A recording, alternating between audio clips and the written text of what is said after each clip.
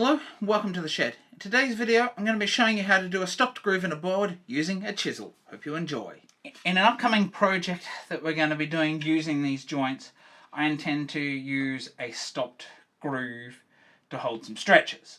So I thought I'd teach you how to do that first. So that's what this video is going to be doing. So to get started with this, the tools we're going to be using are the same as we have in everything, except we don't need a saw for this particular one. We just need a marking gauge or two, a couple of different size chisels. You could just get away with using one, but a larger one and a smaller one is perfect. A mallet and a strop to keep your chisel sharp. So let's jump in and we'll get started. As I'm going to be showing a stopped groove, which is normally going to come to the edge of your board in some case, in this case I'm just going to be mimicking this, and maybe it's a cross stretcher that goes across in front of a shelf in the middle of a cabinet or something. So you've got a shelf here and you wanted a little bit of support. You could use, say, a stopped groove to hold that material there. I've come up here and we're going to stop it just here. So we need to remove this waste here. So I've gone ahead and used those exact 2 gauge marking lines that we used before. And I'm going to go to the wider chisel to start with, and we're going to make that wall a little bit wider.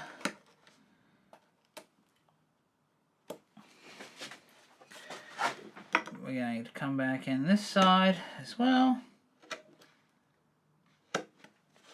Now that we've got that, we're going to come in with the chisel and we're going to deepen those walls.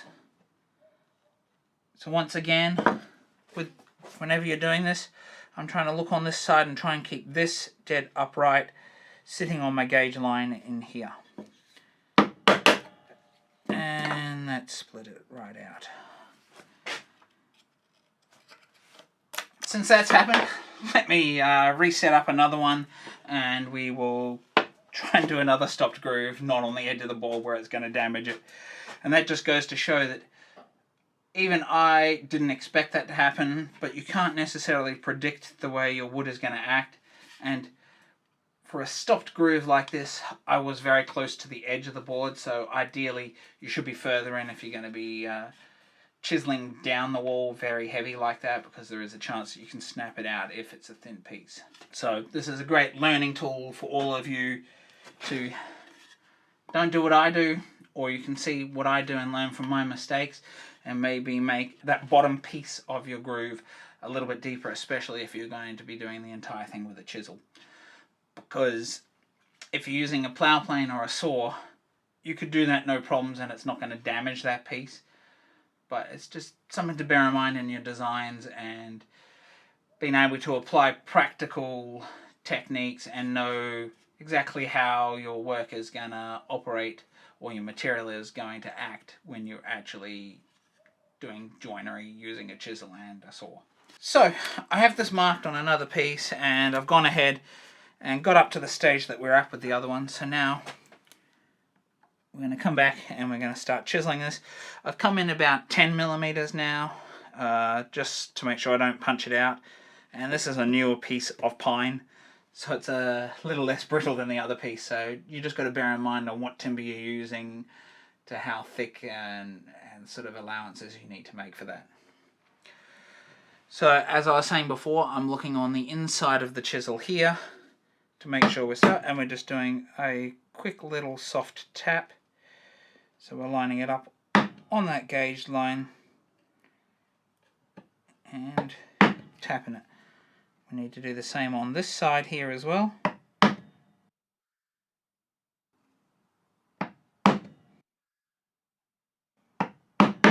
So we know we want to come up to this line mark just here. So what I want to do is come 2 or 3 millimeters on the inside of that, and I'm using the chisel that's the width of my groove if I've got it.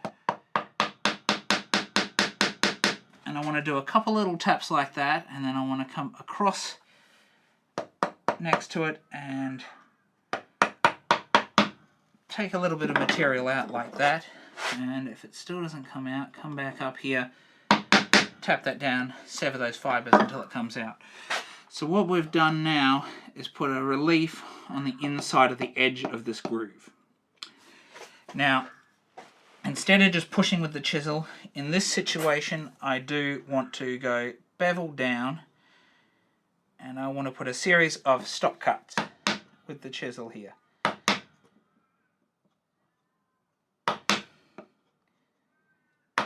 Like so.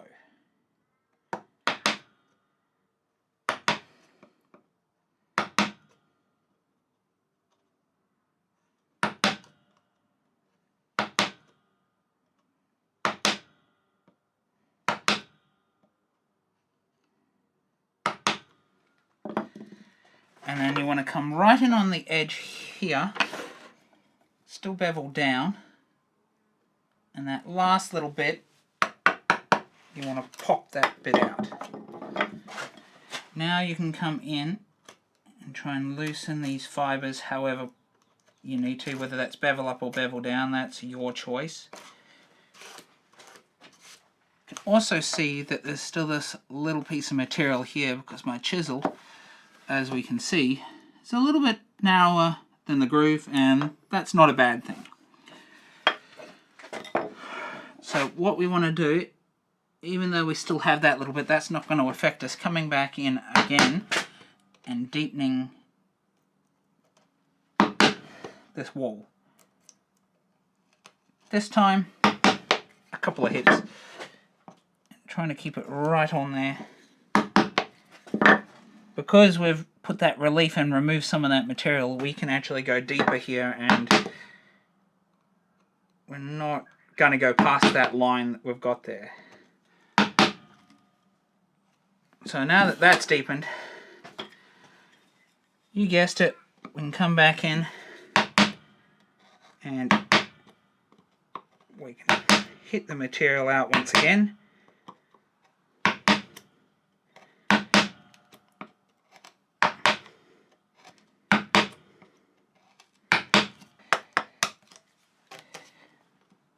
And you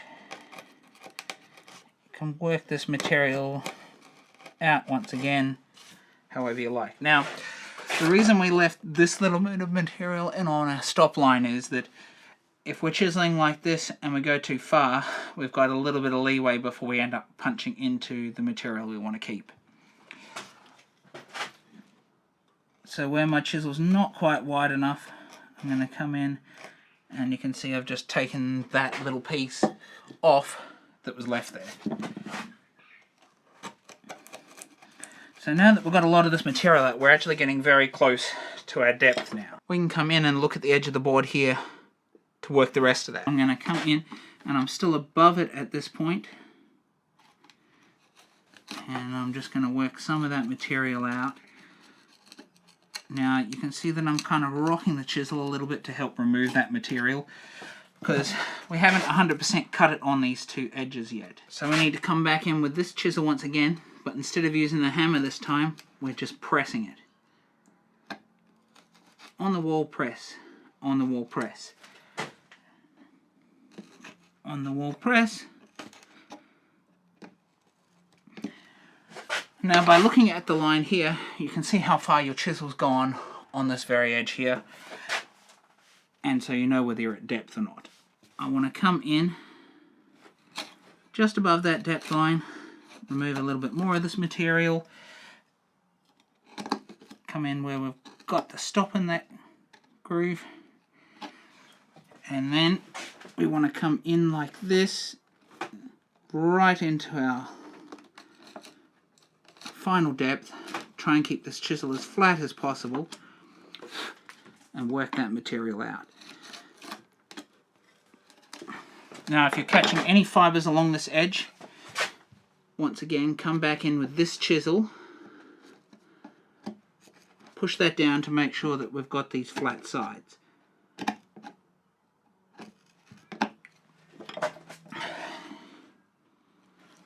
And then we can come in nice and tight in the corner down here up against this wall and remove that material. So to recap what we've done up till now, we've gone down to depth on the end of our board here, Not sure how easily you can see that, but we've come down to depth just here. We've chiseled along our gauge lines. We've chiseled down and put a little relief for how long we want, or the depth of the groove as such, or the length of the groove in this case. And you can see we've still got a little pencil line just here, so we still need to chisel that out. We've used little stop cuts using both bevel down techniques and bevel up techniques to then smooth it out. And now we want to do the final bit, and that is remove this piece of material here for the length of our stopped groove. And I'm going to come in half of that material that's left there, because I don't want to go over that line. I'm going to chisel it down until I think I've gone far enough. Then I'm going to reference the bevel essentially like this on the bottom of the groove, and then give it a little tap, and that should cut that fibre or that piece off flush with the groove. And then finally we want to come back into our line, or our knife line, our pencil line that we're doing. Tap that last bit out, reference on that bevel once again, tap that out, and then come back in flat using the back of the chisel to reference in your groove, up against that cut, and then do any fine tuning that you need to, and there we go. So if we look at this now, we've come down and we have a stopped groove. That stopped groove could be for anything, whether it's a stretcher to support a shelf, whether it's some sort of a divider or a fascia to your cabinet, anything like that. This could be used for that. So there you have it, folks. As you can see, it's a fairly quick and straightforward process to do a stopped groove, especially if you do it in a piece of pine that's not old and going to splinter and you might have put the groove a little too close to the edge. But at least it was a great learning tool for you guys to learn what not to do, or what can happen even when you don't expect it, and that obviously timber is a natural product and it can react in ways that you don't expect, even if you've been working with timber for quite some time. So if you like this video, please consider liking and subscribing down below. If you'd like to support me a little bit further, please consider giving me a super thanks while you're down there, or checking me out on Patreon. And if you'd like to see some more videos such as this one, please check out the video up here where I show you how to make a full groove using basic hand tools. And I'll leave the beginner playlist up here and the beginner woodworking playlist up here for you as well. Bye for now.